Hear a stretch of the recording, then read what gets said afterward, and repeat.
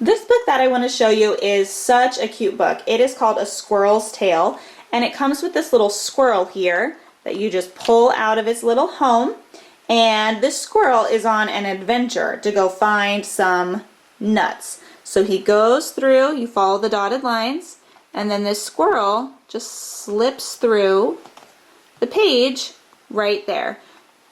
And the squirrel asks a question. The squirrel woke up after a long nap. "I'm hungry," he thought. "Now where did I store my nuts?" The squirrel jumped into the nearest tree.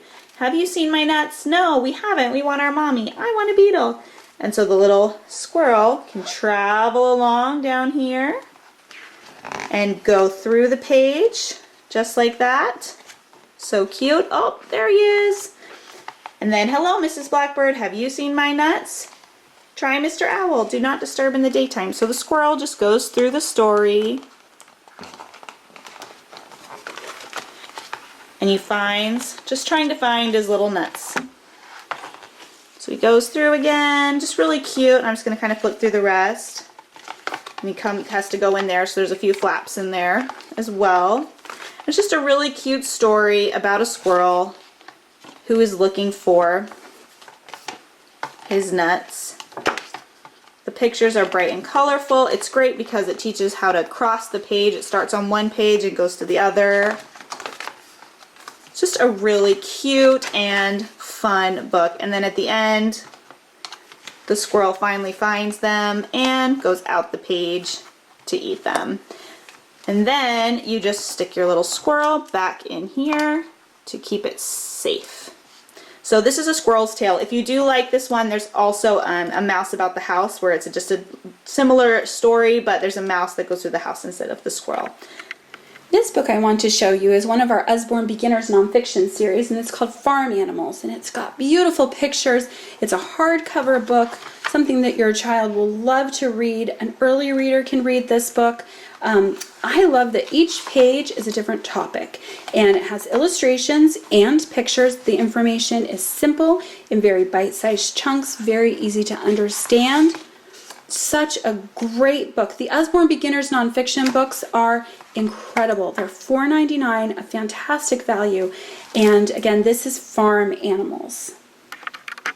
This book I want to show you is the Usborne Look Inside Our World. It has over 80 flaps, and it talks all about the geography of our world. And it begins by showing the children our world from space, lots and lots and lots of flaps to lift. And then it goes into some of the geological features in our planet. This one is running rivers, and there are just oodles of flaps on this page. And I love that it shows them, for example, it shows them what the river would do without the dam, and then with the dam, what happens. So they really get a visual clue. Here's the fascinating forest. This part pulls out, this flap pulls out so they can see all the different things that are in the forest. So it's kind of like you're looking at the trees, and then you pull back the leaves and what's underneath the leaves. And it's such a great book. The Watery World, we have another big flap that comes down, flaps within flaps. And then the Dry World in the desert, the Antarctic. And what about us? And what are some of the things that we use the resources of the earth for? And then the Extraordinary Earth, it gives them a very good way to anchor themselves and learn basic places around the globe. This is the Look Inside Our World. This book I want to show you is the First Encyclopedia of Science. This is very appropriate for early elementary school age children, and it goes through basic concepts of science and gives them bite-sized chunks of information, beautiful, beautiful illustrations, and some simple diagrams that are very easy for them to understand.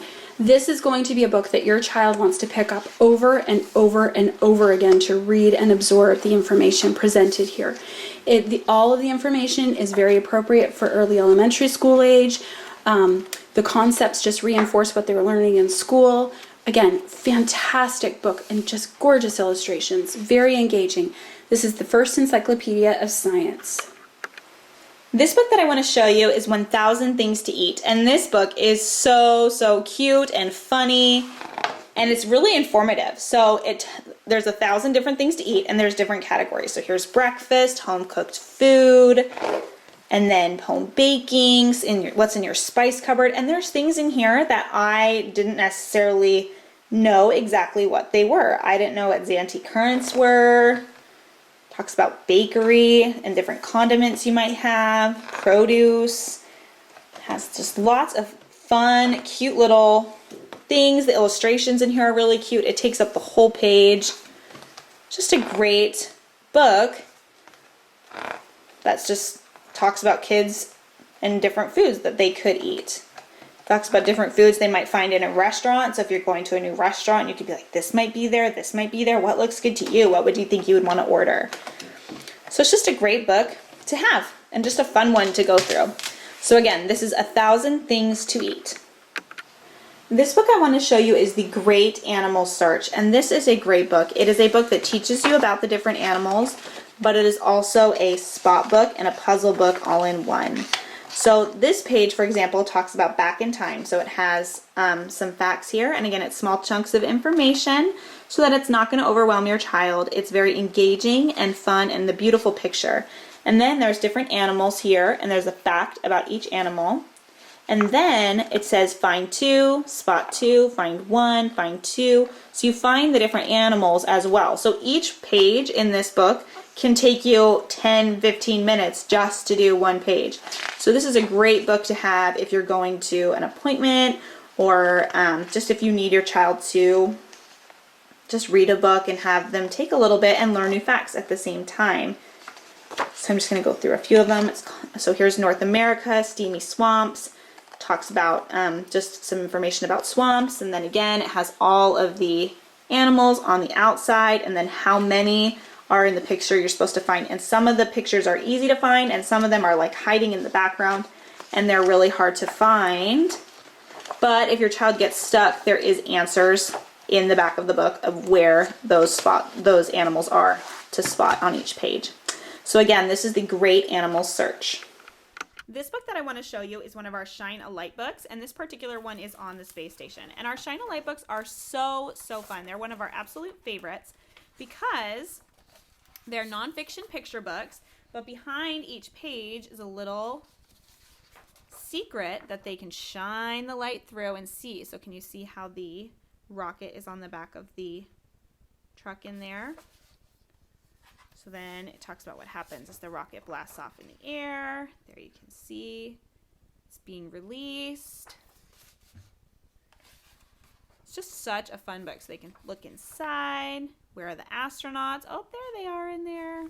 It's just a great fun book. So if you like the Shine a Light books, we have a ton of other titles. There's 13, I believe, in total right now. They are just always a hit. Such a fun book to read with your child. You can give it as a gift with a flashlight. Any flashlight will work. You can use your phone. You can use any flashlight.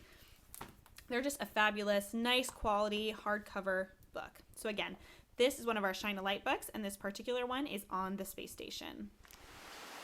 This book that I want to show you is Lift the Flap, Questions and Answers About Your Body. And this is such a great book because it answers common questions that kids might have just about their body. When did we learn to talk? When do babies learn to walk? So the question's on the outside and then the answer is underneath the flap.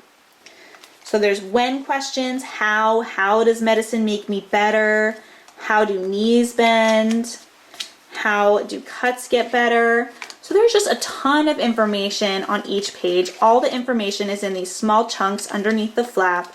All the questions are questions that kids would commonly ask. And it's just really fun and engaging for the child.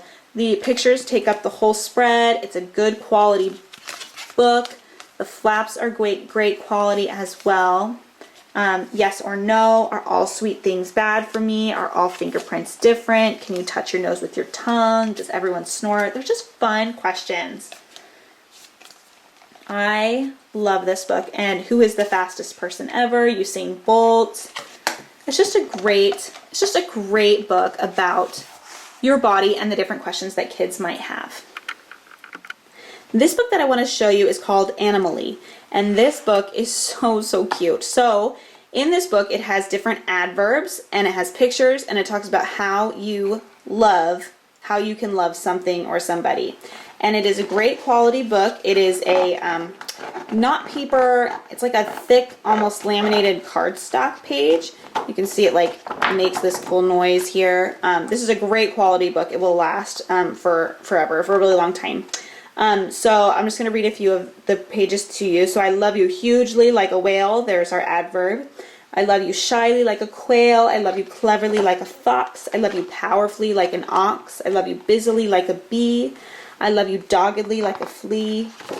It's just a really, really cute book. I've read this book as a bedtime before, just to talk to my son about how much I love him. And then it has the animals in it that keep it just very engaging and interesting to your child. There's a bunch more pages in here. And then at the end, I love you birdly, bugly, animally. I love you so, for you're my family. And I just think this book is so, so, so, so cute to have and to read, and to just talk to your child about different just ways that you can love somebody. So again, this is Animally. This book that I want to show you is Jonathan James and the What If Monster, and this book is such a great book for children who are afraid of things. And you can buy this book. I have the paper copy of this book, but you can also buy it in a hardcover, and you can also buy this little What If monster as a little plush monster for them to hold if they're scared of something. It's just a really, really cute book. So it talks about this little monster. What if you tumble? What if there's wind? What if you slip and your knee gets all skinned? What if they giggle? What if it's chilly? What if you jump and look really silly? It just goes through different what ifs that your child might have. And the pictures are also so cute. Just a really cute book. But then halfway through the story, Jonathan James says, "Now wait just a minute, I have something to say. After hearing what ifs all through the day, I hear all your worries, I hear all your claims, but what if you're wrong?" asks Jonathan James. "What if I climb to the top of that tree? And what if I jump right into that pool and everyone thinks I look really cool? And what if baseball is nothing but fun and I end up hitting a triple home run?"